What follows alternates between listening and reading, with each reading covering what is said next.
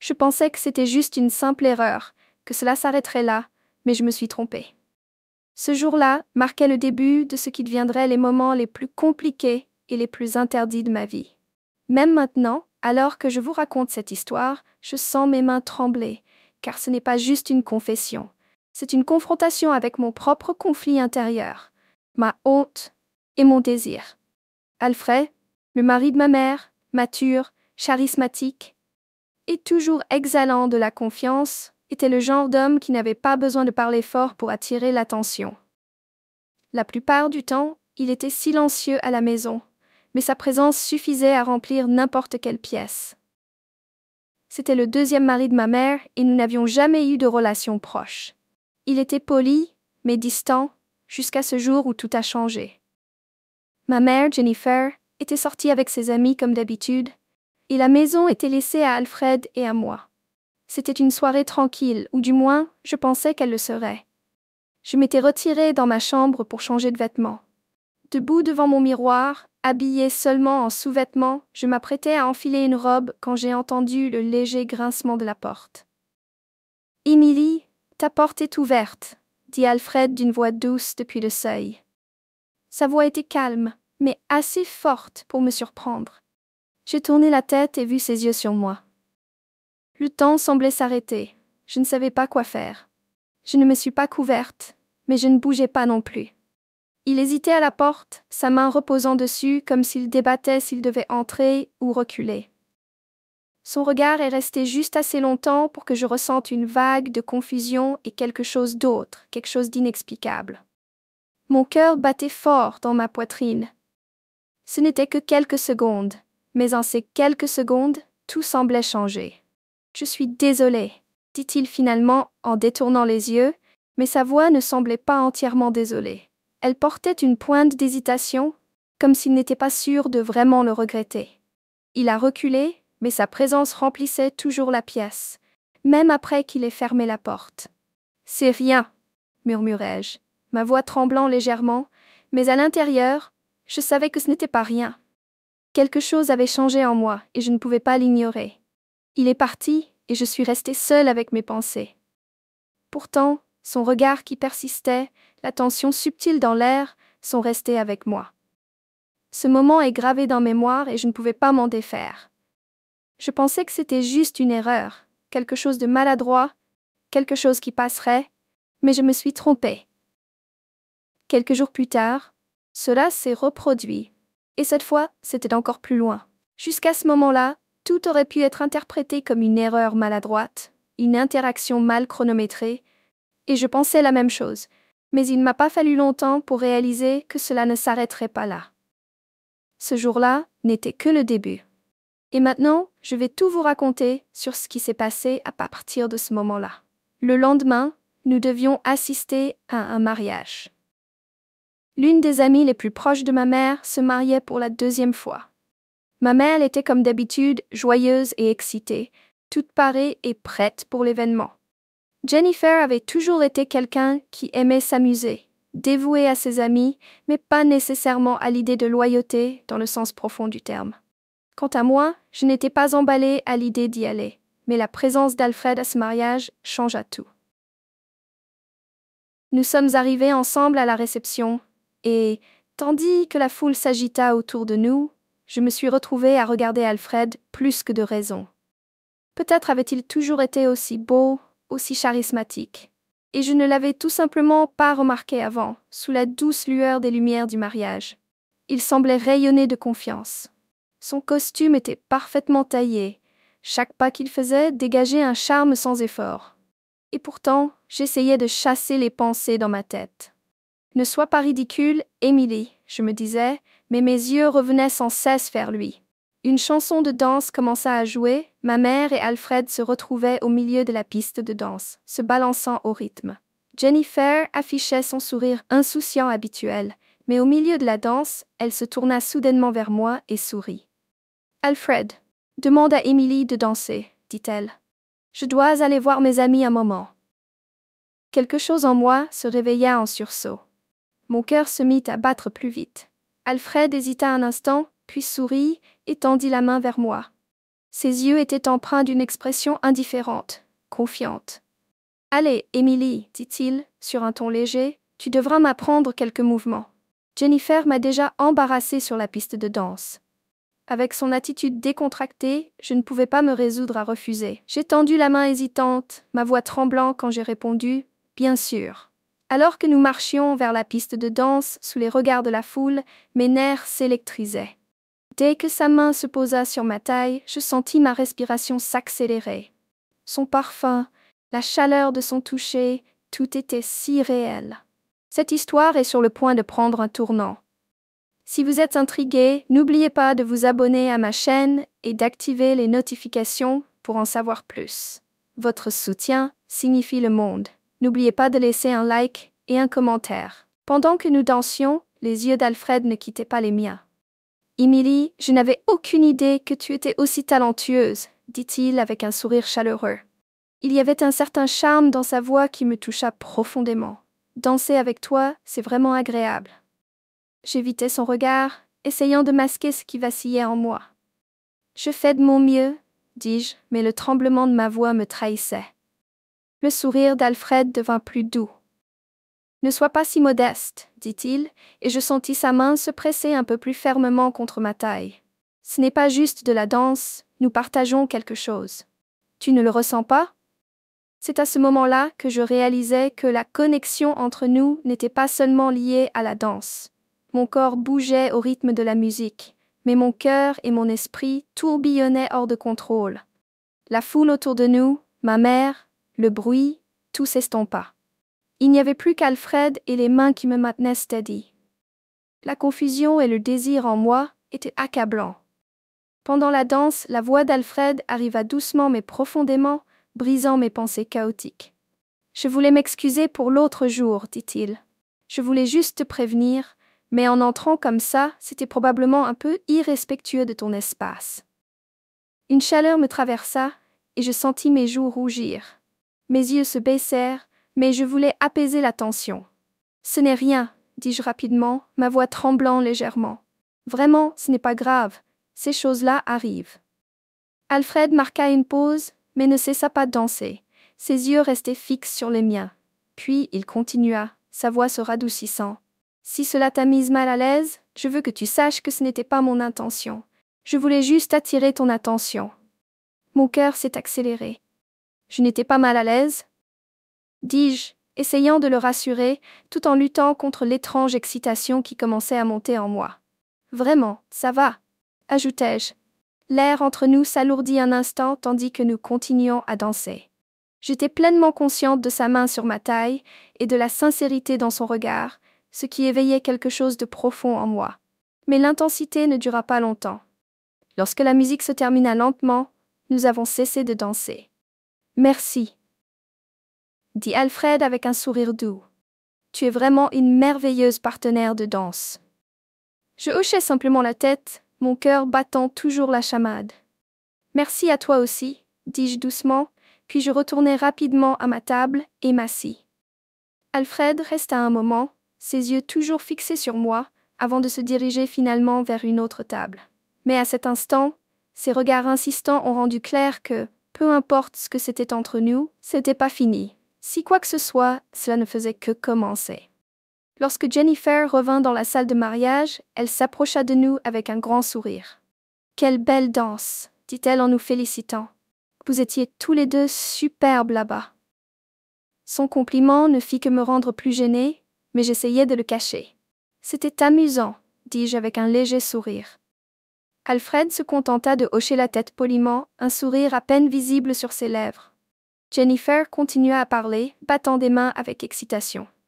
Devinez quoi? Après le mariage, les filles et moi, on fait une soirée entièrement de vie de jeune fille, exclusivement entre filles. Alfred, tu ramèneras Emily chez elle, n'est-ce pas? Alfred sourit légèrement. Bien sûr, ce n'est pas un problème, répondit-il tranquillement. À ce moment-là, je réalisais à quel point le comportement de Jennifer envers Alfred était injuste. Lors d'une soirée où elle aurait dû être à ses côtés, elle le laissait seul.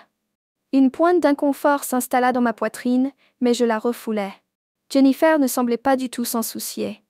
S'amuser avec ses amis semblait clairement être sa priorité. Lorsque le mariage se termina, Alfred et moi marchâmes ensemble vers la voiture. Jennifer était déjà partie avec ses amis pour aller ailleurs. Nous montâmes dans la voiture et Alfred alluma le moteur en silence. Le silence entre nous pendant le trajet était presque palpable.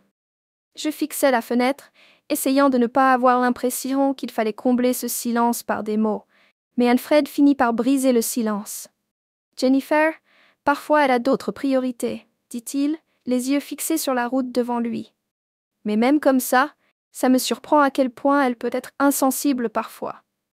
Des soirées comme celle-ci, on s'attendrait à ce que ton partenaire soit à tes côtés, n'est-ce pas? » Son ton était calme et réfléchi, mais je pouvais percevoir une touche de déception sous ses paroles. Ces mots résonnèrent profondément en moi. L'idée de quelqu'un comme Alfred, fort, charismatique et posé, se sentant seul, me tiraillant le cœur.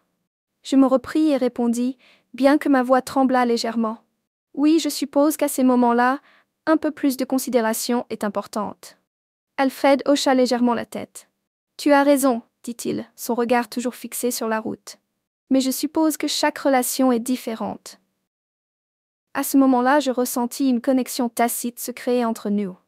C'était comme si je pouvais comprendre et même ressentir sa solitude, tout en luttant pour réprimer mes propres émotions. Cette brève conversation semblait nous rapprocher, le lien entre nous grandissant silencieusement mais puissamment. Lorsque nous arrivâmes à la maison, Alfred ouvrit la porte et me fit signe d'entrer. « Bonne nuit, » dit-il, mais il était évident, à la manière dont il hésita, qu'il n'était pas tout à fait prêt à partir. En me dirigeant vers ma chambre, je remarquai qu'Alfred était toujours près de la porte. Une étrange envie me stoppa dans mon élan, et je me tournai vers lui. « Alfred, » dis-je, ma voix à peine un murmure, « tu voudrais entrer? Peut-être qu'on pourrait parler un moment. » Je pouvais voir dans les yeux d'Alfred qu'il voulait vraiment rester, mais il refusa poliment. Après ce qui s'était passé l'autre jour, il semblait hésitant. Je l'avais invité à entrer pour montrer que j'étais passé au-dessus de cela, que ce n'était plus un gros problème. Mais au lieu de cela, je me retrouvais dans ma chambre, rejouant le comportement de Jennifer et les paroles d'Alfred encore et encore dans ma tête. Je pouvais ressentir sa solitude, et cela m'affectait plus que je ne voulais l'admettre. Assise au bord de mon lit, j'essayais de me calmer, mais les pensées dans ma tête ne cessaient de tourner. Pourquoi pensais-je autant à lui? Pourquoi ne pouvais-je pas m'empêcher de rejouer le jour où il était accidentellement entré dans ma chambre? Les heures s'étiraient, et la maison devenait de plus en plus silencieuse. Jennifer n'était toujours pas revenue, et je n'avais aucune idée de ce qu'Alfred faisait. Alors que je luttais contre mes pensées, le bruit soudain de ma porte qui s'ouvrait me fit sursauter. Je levai les yeux pour voir Alfred debout dans l'embrasure de la porte. Ses yeux exprimaient une détermination, mais son expression était conflictuelle. Je me levai rapidement. « Alfred » dis-je, incapable de cacher la surprise dans ma voix. « Que fais-tu ici » Il ferma la porte derrière lui, mais ne fit pas un pas de plus dans la pièce. Au lieu de cela, il resta là, comme en train de débattre intérieurement. « Emily » commença-t-il, sa voix basse mais chargée d'émotion. « Tu as raison, Jennifer n'est pas juste avec moi, mais ce soir, je me fiche de ce que Jennifer fait ou ne fait pas. » Il fit un pas de plus près, son regard se fixant sur le mien. « Depuis un moment, je ressens quelque chose pour toi, » avoua-t-il, sa voix calme mais marquée d'hésitation. « Surtout après ce jour où je suis entrée dans ta chambre par accident. Je n'arrive pas à l'oublier. » C'était comme si l'air avait été aspiré de la pièce. Je ne pouvais pas parler, je ne pouvais même pas penser. Alfred continua, semblant déterminé à tout dire, peu importe les conséquences. « Peut-être que je vais regretter d'avoir dit ça. Peut-être que je fais une énorme erreur, mais je ne peux plus garder ça à l'intérieur. Emily, je pense à toi tout le temps. » Il s'arrêta un instant, cherchant une réaction sur mon visage. Je savais qu'il voyait le choc dans mes yeux. Il fit encore un pas de plus, son ton s'adoucissant. « Tu me comprends, Emily. Peut-être que tu ne t'en rends pas compte, mais tu me vois. C'est quelque chose que Jennifer n'a jamais été capable de faire. » Mon cœur battait si fort que je pensais qu'il allait exploser. Le poids du moment était accablant. Je voulais répondre, mais aucun mot ne venait à mon esprit. Le silence entre nous était lourd, rempli de toutes les émotions non exprimées que nous avions trop peur de reconnaître. Alfred finit par détourner les yeux, son regard tombant au sol. Il soupira profondément et avala difficilement.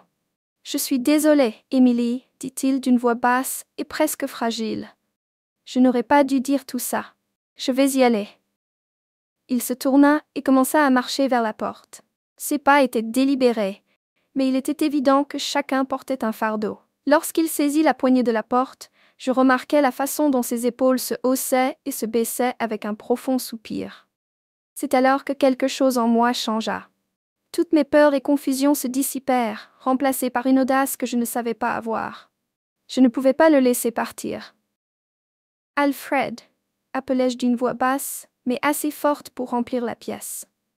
Il s'arrêta lentement, se tourna vers moi, et nos regards se croisèrent. Les siens étaient remplis de tourments, un combat de regrets et de désirs se jouant dans ses yeux. Un moment, aucun de nous ne bougea.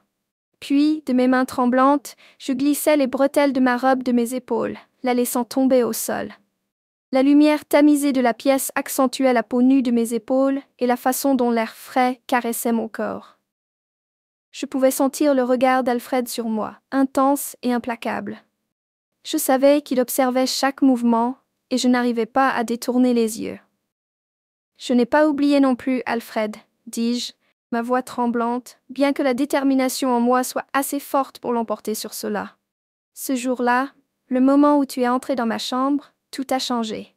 Et depuis, j'ai essayé de réprimer ces sentiments, mais je ne peux pas, parce que je t'aime aussi. Peut-être que cela dure depuis longtemps. » Alors que les mots sortaient, mon cœur battait si fort que je pensais qu'il allait exploser hors de ma poitrine. Alfred resta silencieux un moment, ses yeux cherchant les miens, comme s'il essayait de comprendre ce que je venais de dire. Mais dans ses yeux, je pouvais voir la même attraction, la même connexion indéniable que je ressentais. « Ce soir, » dis-je en prenant une grande inspiration pour me stabiliser, « ce soir, je ne veux plus lutter contre ces sentiments. Je ne sais pas si c'est juste ou non, mais c'est ainsi que je me sens, Alfred. » Il fit un pas de plus, ses mains effleurant doucement mon visage. Son toucher était à la fois tendre et délibéré, comme s'il avait peur de briser le moment. Lorsque nos yeux se croisèrent, c'était comme si tout l'espace entre nous n'avait été qu'une illusion. Lentement, il se pencha, et ses lèvres rencontrèrent les miennes. Ce premier baiser libéra toutes les émotions et tous les désirs que nous avions retenus si longtemps. Le toucher d'Alfred, ses baisers, devinrent plus intenses à chaque seconde qui passait. L'idée de reculer, de m'arrêter, ne m'effleura même pas l'esprit. J'étais totalement perdue dans l'instant. Doucement, je reculais jusqu'à ce que je sente le bord du lit contre mes jambes, et je me laissais tomber dessus. Je regardais Alfred, ses mains se déplaçant vers les boutons de sa chemise, les déboutonnant soigneusement un par un. Chaque mouvement était délibéré, comme s'il voulait savourer ce moment, le faire durer. Lorsqu'il se débarrassa enfin de sa chemise, sa présence confiante et dominante semblait remplir toute la pièce. Il fit un autre pas vers moi, son regard ne quittant pas le mien. Après avoir posé ses vêtements soigneusement au bord du lit, il se pencha vers moi, plus près, encore plus près, jusqu'à ce qu'il n'y ait plus rien entre nous, sauf l'électricité dans l'air.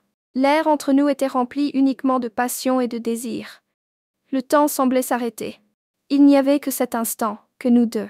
Il se pencha sur moi, et nous nous unîmes dans un acte où nous nous rendîmes complètement l'un à l'autre. C'était très émotionnel.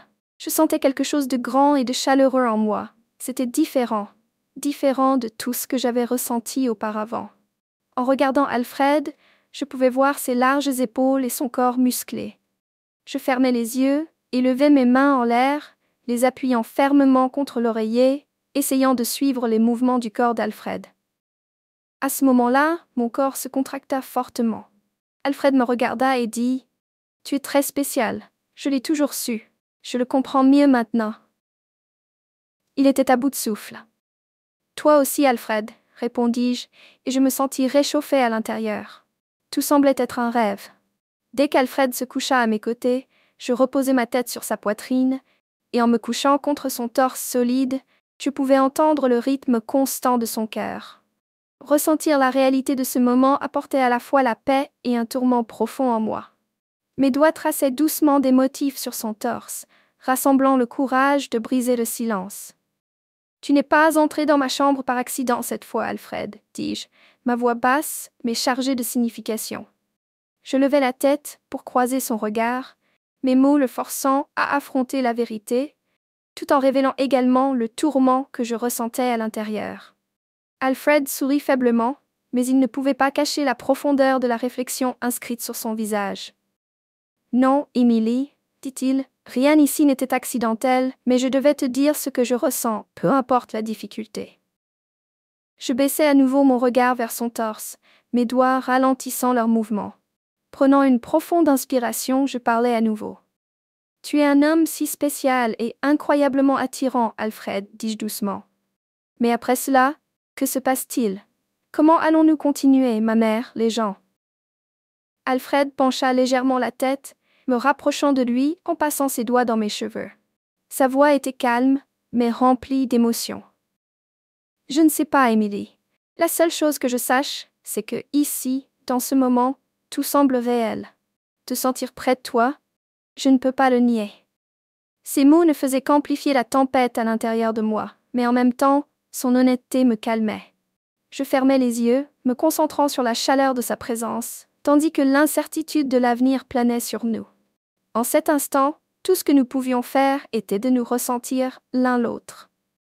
Si tu es arrivé jusque-là, je sais que mon histoire t'a profondément touché. Il y a encore tant à partager, et tu ne voudras rien manquer. Assure-toi de cliquer sur le bouton de suivi, active les notifications, et n'oublie pas de laisser un commentaire à propos de cette histoire. J'ai hâte de lire tes pensées.